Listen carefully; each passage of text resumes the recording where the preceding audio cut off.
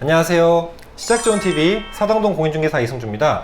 여러분 오늘 썸네일 보셨겠지만 작년 5월 28일 제 생일에 33살 생일에 33평 아파트 마련했다는 영상을 올린 적이 있어요. 내 집 마련에 성공을 한 후로 되게 많은 질문들도 받고 또 많은 오해들도 받은 것 같습니다. 미리 서두에 말씀드리면 저는 이렇게 뭐 금수저, 은수저 절대 아니고요. 평범하게 그냥 정말 20대를 후회 없이 열심히 살았고 뭐 그렇다고 이렇게 자랑하는 영상도 절대 아니지만 그냥 재테크에 관심이 많고 부동산, 투자, 자산 등에 관심이 많아서 열심히 공부하고 몇 년 동안 쌓아온 그런 지식이나 열심히 모아온 돈들을 바탕으로 이렇게 한번 크게 결정을 해서 내린 선택의 결과물이었을 뿐이고, 이 부분이 참고적으로 도입 부분에 말씀을 드리면 투자를 혹은 투기를 조장하거나 혹은 절대 자랑하는 영상이 아니라는 부분은 먼저 말씀드리고 싶고요. 영상의 취지는 제가 내 집 마련을 한 후로 1년 동안 정말 많은 변화들 그리고 느낀 점들이 있어서 여러분들께 좀 동기부여가 됐으면 하는 바람에서, 그리고 좋은 마인드 세팅을 가지시길 바라는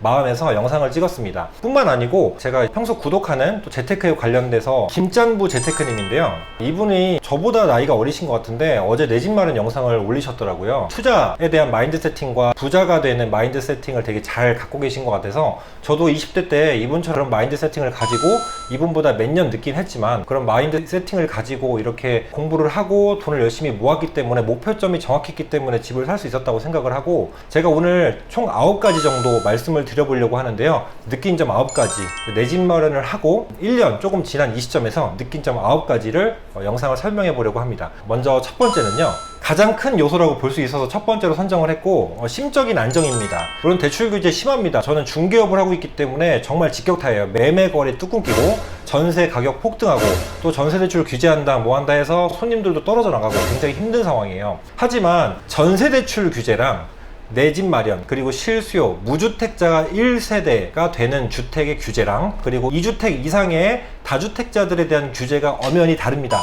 이 부분을 참고하시고 그냥 무조건 대출 규제 심하다, 대출 못 받는다 이렇게만 생각하시면 안 됩니다. 물론 신용대출에 대해서 좀 까다로워지고 어려운 부분도 있지만 여러분들이 가진 자산에서 가장 합리적이고 실용적으로 투자를 하시면 좋아요. 예를 들면 내가 지금 가용금액이 2억이 있는데 레버리지랑 전세를 껴서 한 7억짜리 집을 살 수 있는데 무리하게 투자 수익률을 높이려다가 10억짜리, 11억짜리 여기저기 다 끌어서 이렇게만 사시라는 내용은 아닙니다. 대출적인 부분이나 부대비용 그리고 세금적인 부분은 좀 논외로 하겠습니다. 자, 첫 번째, 심적인 안정 말씀드렸는데요. 지금 이런 규제 정책이나 혹은 전세 대란, 월세 대란, 그리고 전월세 분들, 이사하시는 분들 스트레스 받고 이런 부분 많이 보면서, 그리고 내 집에 대한 갈망을 하는 걸 많이 보면서 심적인 안정이 많이 생겨요. 혹시라도 제가 월세나 전세를 살더라도 내 집이 하나 있다라는 마인드와 내 집이 없는데 그냥 새살이를 한다는 그런 서러움, 이 부분에 대해서 마음가짐이 많이 다르겠죠. 물론 이제 세를 꼈을 때 세입자가 속을 썩이고 스트레스를 받게 하는 부분들은 좀 부가적으로 논외로 해야 될 것 같지만 이 부분도 되게 스트레스를 많이 받기는 해요. 하지만 세입자가 다 안 좋은 사람만 오진 않고 이것 또한 지나가리라 라는 마음, 그리고 내 집이니까 라는 생각 정도면 좀 시간이 지나면 그 부분은 좀 괜찮아지는 것 같기는 합니다. 사실 이게 첫 번째이자 9번째까지 포함하는 모든 내용의 집약체라고 볼 수는 있어요. 자, 두 번째는 동기부여입니다. 자, 다음 단계, 내가 내 집 마련했으니까 그 다음 단계, 예를 들면 가장 흔하게 생각하는 것이 지역을 더 비싼 지역으로 바뀐다, 혹은 평수를 더, 혹은 아파트 브랜드 네임을 좋은 걸 바꾼다, 혹은 건물주가 된다 등등의 다음 목표점이 생깁니다. 그리고 뿐만 아니라 이제 대출 혹은 레버리지가 많이 있겠죠. 대부분 현금 갖다 집을 사는 분들은 적으니까요. 자, 이럴 때 내가 설정한 근저당 혹은 대출금이 있을 거잖아요. 이 대출금이 원금이기 때문에 이거에 대한 목표, 상환 목표가 생깁니다. 되게 정확해지죠. 그래서 예를 들면 제가 올해 1000만 원을 모으겠다가 목표가 됐었더라도, 자, 내 집 마련 원금, 예를 들면 대출을 5천만 원 받았다라고 치면 5천만 원에 대해 1000만 원을 혹은 2천만 원을 올해 내에 끝내겠다, 내년까지는 원금을 상환시키겠다, 이 집을 온전히 빚 없는 내 집으로 만들겠다라는 등의 동기부여가 또 생기기도 합니다. 그러면 부가적으로 따라오는 게 뭐냐면 이게 재테크적으로도 돈을 더 빨리 모을 수가 있어요. 왜냐하면 목표 지향적이기 때문에 사람이 좀 움직이고 조금 더 탄력적이고 활력적으로 움직일 수 있는 부분이 생깁니다. 제가 실제로 지금 1년 동안 그렇게 좀 돼가고 있는 것 같고요. 한마디로 원금 상환에 대한 포커싱 혹은 다음 목표에 대한 설정, 이런 것들이 융화가 되면서 더 내가 또 활기차게 움직일 수 있고 또 소득을 열심히 또 창출할 수 있는 동기부여가 생긴다는 게 또 두 번째라고 볼 수 있습니다. 세 번째는, 이거는 정말 좀 조심스러운 얘기지만 시세 차익에 대한 기분입니다. 제가 작년에 매입한 아파트가 뭐 얼마에 매입했고 얼마가 올랐습니다 라고 말씀드리기는 어렵습니다.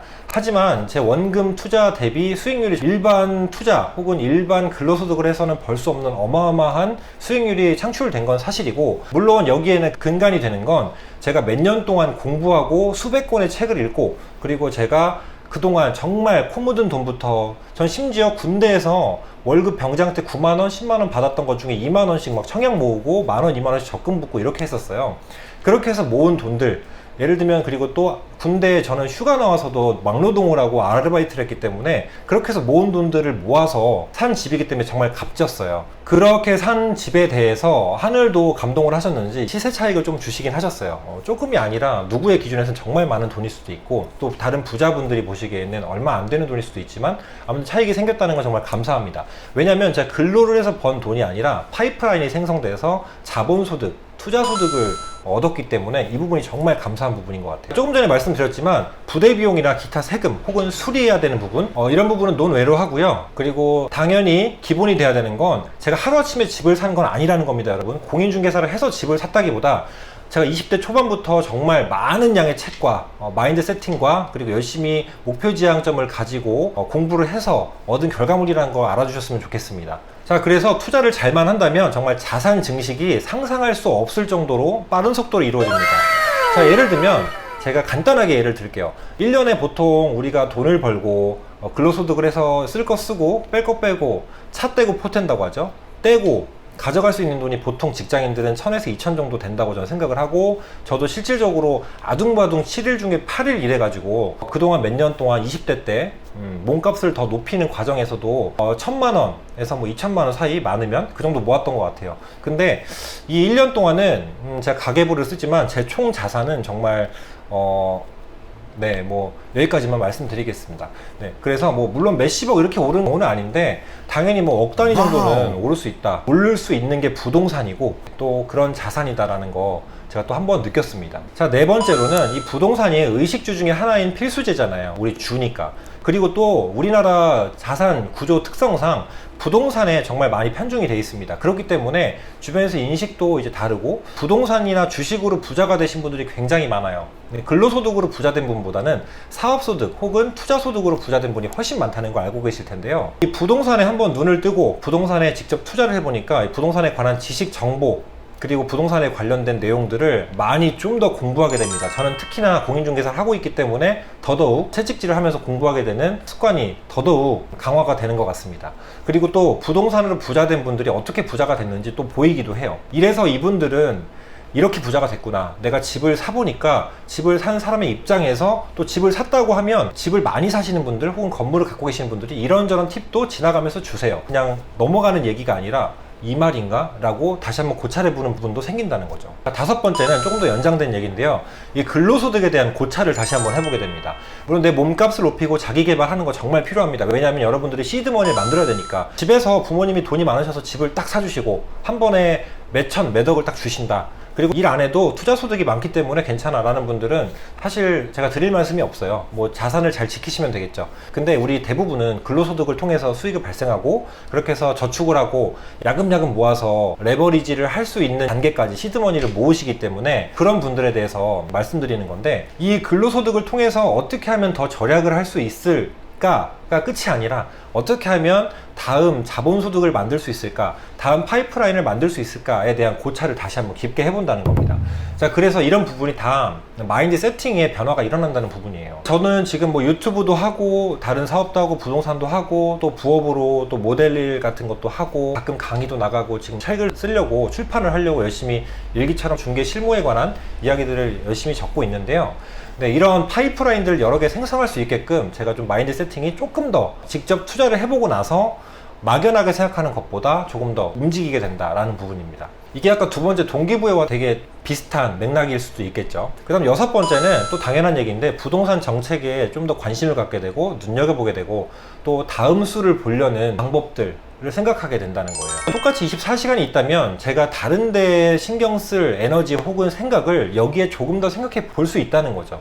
자, 그렇게 되면 불필요한 에너지를 혹은 불필요한 생각을 할 거를 여기다 조금 더 쏟게 된다고 생각을 하면 이 기회비용의 차이와 이 시간이 누적되면서 이 지식 정보가 쌓이고 그리고 다음 수를 보게 되는 이 생각들에 대해서 쌓이면 어떻게 되겠어요? 부자가 더 부자가 된다는 거. 부자가 왜 더 부자가 될 수밖에 없는가에 대한 고찰도 하게 되겠죠. 주식 투자를 하시는 분들은 참 공감하실 텐데 그 부동산 정책뿐 아니라 경제에 더 눈을 뜨게 됩니다. 뉴스에 좀 더 눈여겨보게 되고 그냥 흘려듣지 않고 이렇게 좀 하게 되는 부분들이 있는 것 같아요. 한마디로 눈이 떠지는 겁니다. 눈이 좀 더 떠진다. 자, 그리고 이거는 직접 투자를 해보고 직접 집을 사보고 직접 매매 거래를 해봐야지 느낄 수 있는 건데 이 과정이 일련의 과정들이 은근히 복잡하고 신경 쓸 게 많습니다. 그리고 전 재산을 걸고 혹은 굉장히 큰 돈을 걸고 거래하는 거기 때문에 이거는 백문이 불여일견이고 경험치가 되게 많이 올라간다는 느낌을 받아요.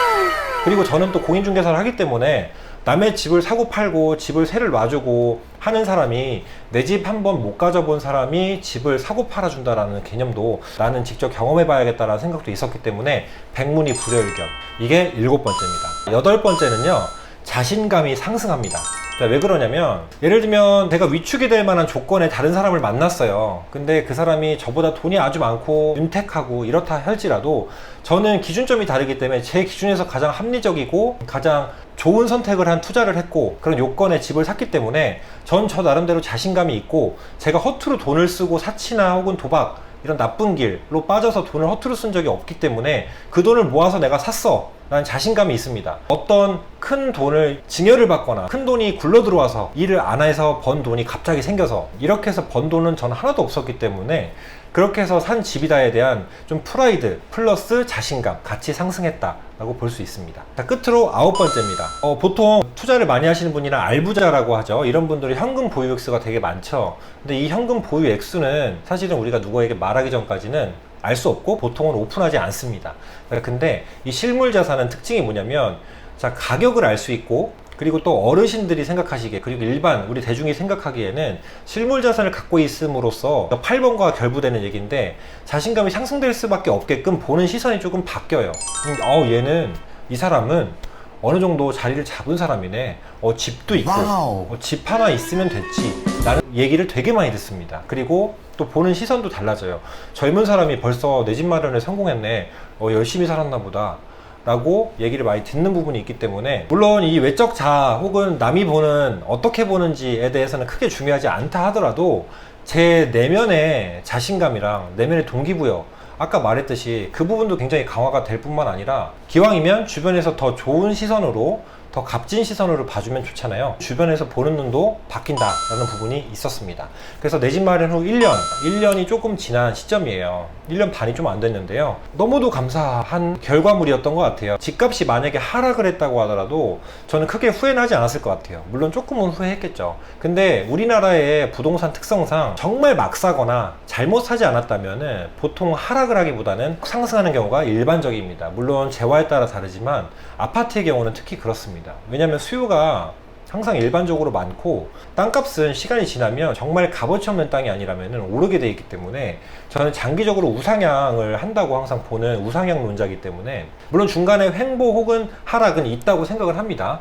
네, 하지만 결과적으로 이 앞서 말한 9가지는 정말 저에게 다음 스텝으로 가기 위한 그리고 30대에 가장 잘한 일 중에 하나가 뭐냐고 나중에 물어본다면 저는 30대를 갈무리하는 나이에는 아마 그런 얘기를 할 것 같아요. 33살에 내 집 마련을 한 게 정말 가장 큰 그리고 값진 잘한 선택이었다라고 얘기를 할 것 같습니다. 자, 이렇게 해서 오늘 내 집 마련 후 1년 느낀 점과 변화들을 설명을 드렸습니다. 제가 정말 불과 몇 년 전까지만 해도 수중에 100만 원이 없고 뭐 10만 원이 없고 뭐 이럴 때가 정말 많았습니다. 지금도 뭐 현금이 많은 건 아니에요. 왜냐면은 저도 돈을 버는 족족 대출을 조금 받았기 때문에 이 대출금 상환에 포커싱이 되어 있고 거기에 이제 많은 돈이 들어가기 때문에 물론 현금을 많이 확보하고 있지는 않습니다. 하지만 저도 포트폴리오 분산을 하고 있고 속된 말로 몰빵이라고 그러죠. 집에 몰빵을 하거나 영혼까지 끌어서 샀다 이런 정도는 아니었기 때문에 그래도 조금씩은 다른 쪽에 연금 혹은 주식 등에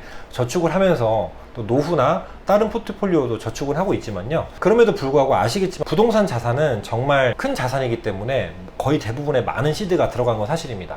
자, 그럼에도 불구하고 정말 후회 없이 매일매일 감사한 마음으로 그리고 기분 좋게 지내고 있다는 점, 여러분들께 내 집 마련 후의 변화를 한번 설명을 드렸습니다. 저는 절대 자랑을 하기 위한 것이 아니라 동기부여를 갖고 나는 현금을 확보해서 주식이나 비트코인 혹은 이런 곳에 투자를 해서 한 번에 많은 돈을 더 확보할 수 있어 라는 분들은 그렇게 하시면 됩니다.